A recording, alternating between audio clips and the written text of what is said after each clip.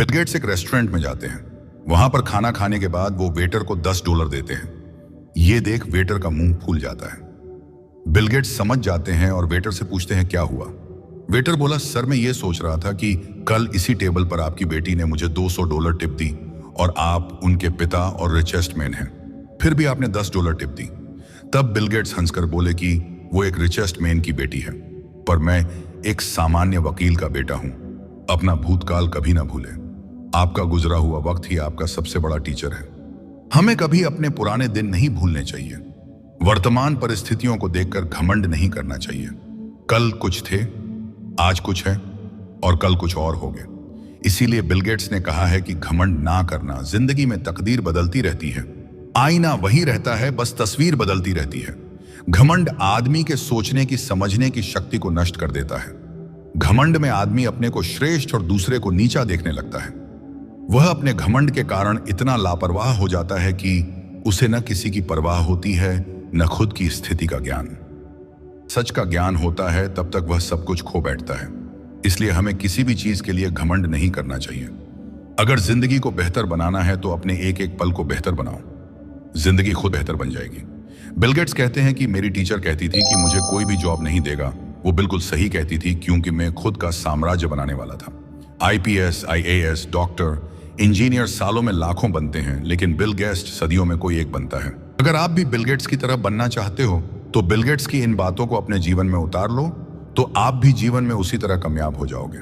अच्छे लोगों की संगत में रहो, क्योंकि सुनार का कचरा भी बादाम से महंगा होता है। मान लीजिए कि आप एक टीम में काम कर रहे हैं और आपकी टीम में 2 अलग अलग लोग हैं। एक व्यक्ति हमेशा काम को पॉजिटिव एंगल से देखता है, मेहनत करता है और अपने काम को ईमानदारी से पूरा करता है। वहीं दूसरा व्यक्ति हमेशा शिकायत करता है, काम को नेगेटिव एंगल से देखता है और कभी भी प्रयास करने की कोशिश नहीं करता और काम पूरा करने के लिए हमेशा शॉर्टकट लेता है। अब यदि आप पहले व्यक्ति की संगत में रहेंगे तो उनकी पॉजिटिव सोच और मेहनत से आप भी प्रेरित होंगे।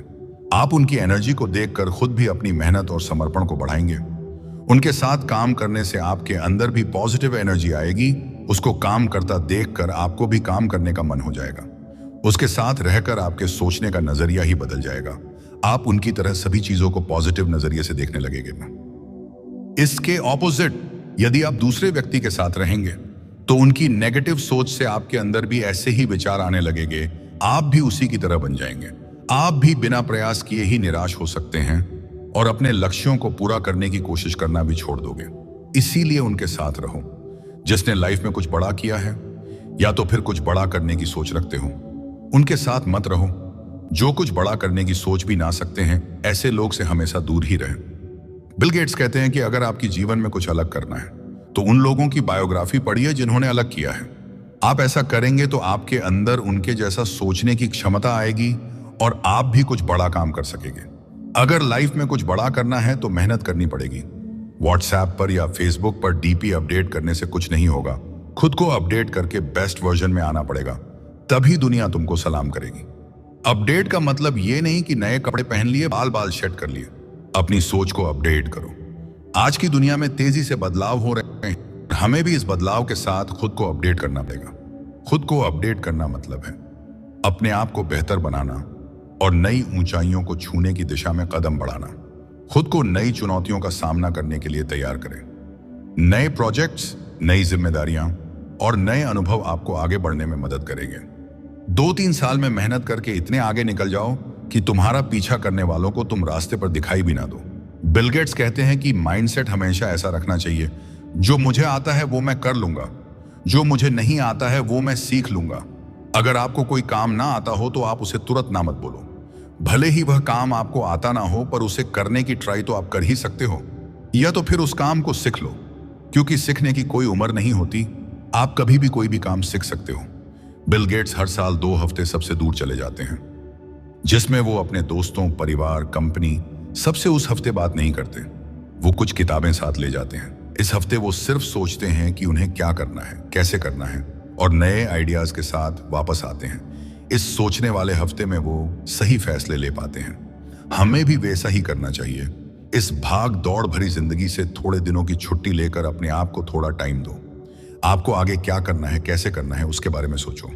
जब आप शांति से सोचेंगे तभी आप सही फैसला ले पाओगे। फ्यूचर प्लान करें।